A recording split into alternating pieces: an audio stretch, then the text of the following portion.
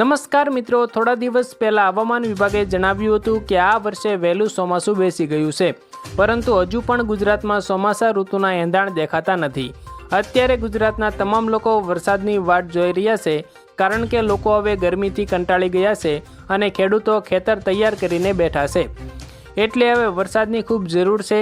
તો મિત્રો, આજે આપણે આ વિડીયોમાં ચોમાસું કયા વિસ્તારો સુધી પહોંચી ગયું છે અને ગુજરાતમાં ચોમાસું ક્યારે શરૂ થશે, પહેલો વરસાદ ક્યારે આવશે, તે દરેક હવામાન સમાચારો વિશે વાત કરીશું।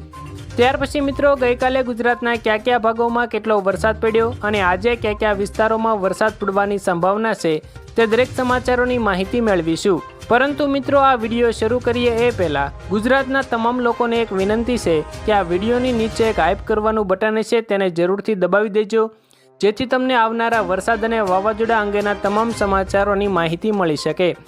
ત્યાર પછી જો તમે અમારી આ યુટ્યુબ ચેનલ પર નવા છો તો ચેનલને સબસ્ક્રાઈબ જરૂરથી કરી દેજો અને આ વિડીયો જો તમને પસંદ આવે તો વિડીયોને તમારી એક લાઇક જરૂરથી આપી દેજો। તો મિત્રો, આજની હવામાન વિભાગની આગાહી પ્રમાણે ચોમાસું અત્યારે કેરળમાંથી આગળ વધીને મહારાષ્ટ્રના મુંબઈ અને દક્ષિણ ગુજરાતના સુરતના ભાગો સુધી પહોંચી ગયું છે, પરંતુ અત્યારે મિત્રો છેલ્લા 2 દિવસથી ચોમાસું આગળ વધી રહ્યું નથી અને મહારાષ્ટ્રના ભાગોમાં જ અટકી ગયું છે। આજે સવારે અંબાલાલ પટેલે જણાવ્યું છે કે આજથી લગભગ ચોમાસું થોડું આગળ વધીને દક્ષિણ ગુજરાતના ભાગો સુધી પહોંચી જશે, એટલે આજે રાત્રે ગુજરાતના વલસાડ, દાહોદ, સુરત અને તાપી પંથકોમાં વરસાદ પડી શકે છે। ત્યાર પછી મિત્રો, જો ગઈકાલની વાત કરવામાં આવે તો ભારે ગરમી વચ્ચે ગઈકાલે અમદાવાદના બોપલ પંથકોમાં, દ્વારકાના દરિયાકાંઠે અને સૌરાષ્ટ્રના ભાવનગર, જામનગર અને જૂનાગઢના અમુક ગામડાઓમાં હળવો વરસાદ નોંધાયો હતો। આ વિસ્તારોમાં આશરે અડધો ઇંચ જેટલો વરસાદ પડ્યો હતો, જેના અમુક દ્રશ્યો પણ તમે જોઈ શકો છો। આજે હવામાન વિભાગે ચોમાસા ઋતુનો વરસાદ ક્યારે શરૂ થશે તેની તારીખો જાહેર કરી દીધી છે, જેમાં આગામી 15 જૂનથી સૌરાષ્ટ્ર, ઉત્તર ગુજરાત અને કચ્છના ભાગોમાં વરસાદ શરૂ થઈ જશે અને આ વરસાદની સાથે હળવું વાવાઝોડું પણ ટકરાશે તેવી પણ આગાહી કરવામાં આવી છે।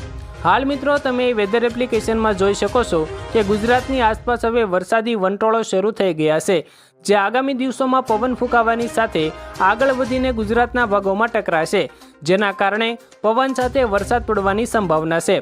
અત્યારે મિત્રો, બંગાળની ખાડીમાં અને અરબ સાગરમાં હળવું વાવાઝોડાનું વંટોળ બની રહ્યું છે, જે આવનારા ચોમાસા ઋતુમાં મોટું વાવાઝોડાનું રૂપ ધારણ કરીને ગુજરાત ઉપરથી પસાર થઈ પાકિસ્તાનના વિસ્તારો સુધી જવાનું છે, એટલે લગભગ 30 જૂનથી 10 જુલાઈની વચ્ચે આ વાવાઝોડા ગુજરાતમાં આવે તેવી આગાહી આજે હવામાન વિભાગે કરી છે।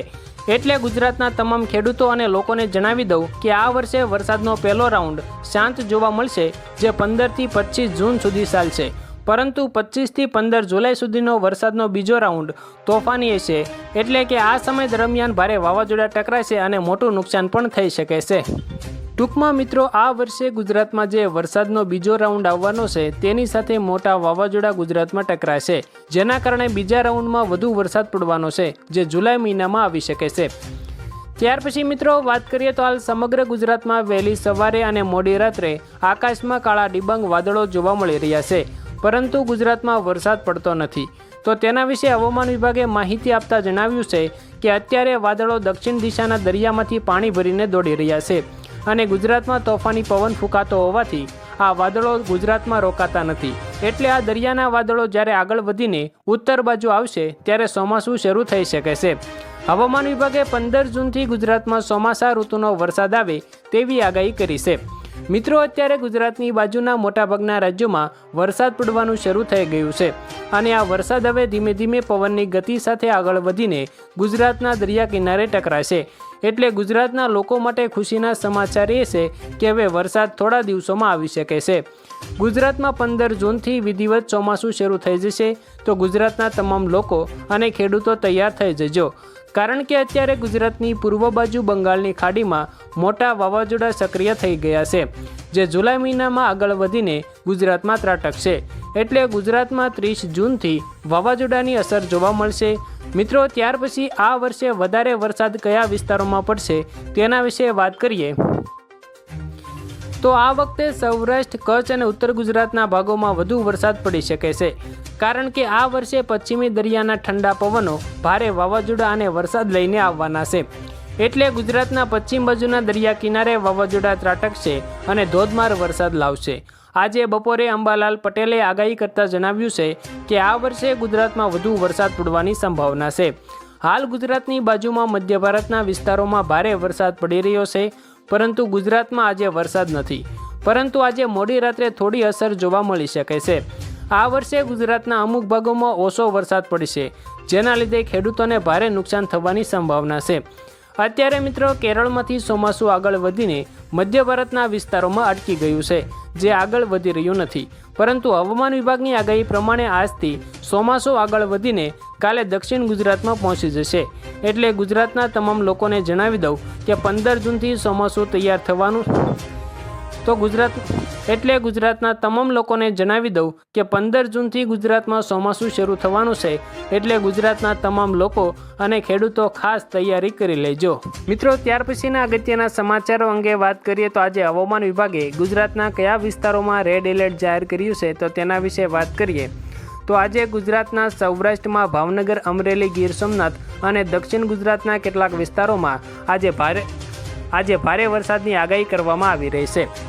મિત્રો, ત્યાર પછીના અગત્યના સમાચારો અંગે વાત કરીએ તો ગુજરાતમાં ચોમાસાની સત્તાવાર શરૂઆત વચ્ચે હવામાન વિભાગ દ્વારા આગામી 7 દિવસ માટે રાજ્યના વાતાવરણને લઈને મહત્વની આગાહી કરવામાં આવી છે। હવામાન વિભાગના જણાવ્યા અનુસાર આગામી 3 દિવસ દરમિયાન રાજ્યના વિવિધ ભાગોમાં મધ્યમથી હળવો વરસાદ પડી શકે છે। જોકે વરસાદની આ આગાહી વચ્ચે પણ રાજ્યના મોટાભાગના વિસ્તારોમાં મહત્તમ તાપમાન 42 ડિગ્રી આસપાસ રહેવાની શક્યતા હોવાથી લોકોને બફારો અને ગરમી યથાવત જોવા મળી શકે છે। ત્યાર પછી મિત્રો દક્ષિણ અને ઉત્તર ગુજરાતમાં વરસાદી માહોલ, તેના વિશે વાત કરીએ તો હવામાન વિભાગની આગાહી મુજબ દક્ષિણ ગુજરાતના વિસ્તારોમાં મેઘરાજાની એન્ટ્રી જોરદાર રહેશે। ખાસ કરીને વલસાડ, દમણ, વાપી અને દાદરા નગર હવેલીમાં આગામી દિવસોમાં સારો વરસાદ પડવાની સંભાવના છે। બીજી તરફ આજે ઉત્તર ગુજરાતના બનાસકાંઠા અને સાબરકાંઠા જિલ્લાઓમાં હવામાન પલટાયું છે અને ત્યાં હળવાથી મધ્યમ વરસાદની આગાહી પણ કરવામાં આવી છે। ત્યાર પછી મિત્રો સૌરાષ્ટ્રમાં 16 તારીખથી હળવો વરસાદ। સૌરાષ્ટ્રના લોકો માટે મહત્વના સમાચાર સામે આવ્યા છે। હવામાન વિભાગના અહેવાલ મુજબ આગામી 16 જૂનના રોજ સૌરાષ્ટ્રના કેટલાક વિસ્તારો અને દરિયાકાંઠાના વિસ્તારોમાં હળવા વરસાદી ઝાપટા પડી શકે છે, જેનાથી વાતાવરણમાં થોડીક ઠંડક પ્રસરી શકે છે। ત્યાર પછી મિત્રો રાજ્યના પાટનગર અને આસપાસના વિસ્તારોની વાત કરીએ તો અમદાવાદમાં આગામી દિવસોમાં મુખ્યત્વે વાદળછાયું વાતાવરણ જોવા મળશે। જોકે વાદળો હોવા છતાં ગરમીથી બહુ મોટી રાહત નહીં મળે, કારણ કે મહત્તમ તાપમાન 42 ડિગ્રી સેલ્સિયસની આસપાસ નોંધાઈ શકે છે। ભેજવાળા વાતાવરણને કારણે નાગરિકોને અસહ્ય બફારાનો સામનો કરવો પડી શકે છે। હવામાન વિભાગના જણાવ્યા અનુસાર આ દિવસો દરમિયાન રાજ્યમાં મુખ્યત્વે દક્ષિણ પશ્ચિમ દિશામાંથી તોફાની પવનો ફૂંકાવાની શક્યતા છે। આ પવનો સમુદ્ર તરફથી ભેજ લઈને આવતા હોવાથી વાતાવરણમાં વાદળો બંધાવવાની પ્રક્રિયા વેગવંતી બનશે। તો આભાર મિત્રો, આજે આપણે ગુજરાતના કેટલાક મહત્વના હવામાન સમાચારો વિશે વાત કરી।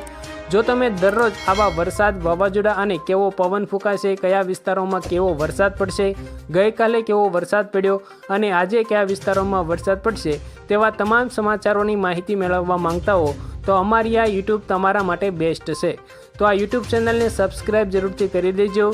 વિડીયો પસંદ આવ્યો હશે તો વિડીયોને લાઇક કરી દેજો અને તમારા મિત્રો સુધી શેર કરી દેજો, જેથી તેમને પણ આજની તાજી માહિતી અંગેની માહિતી મળી શકે।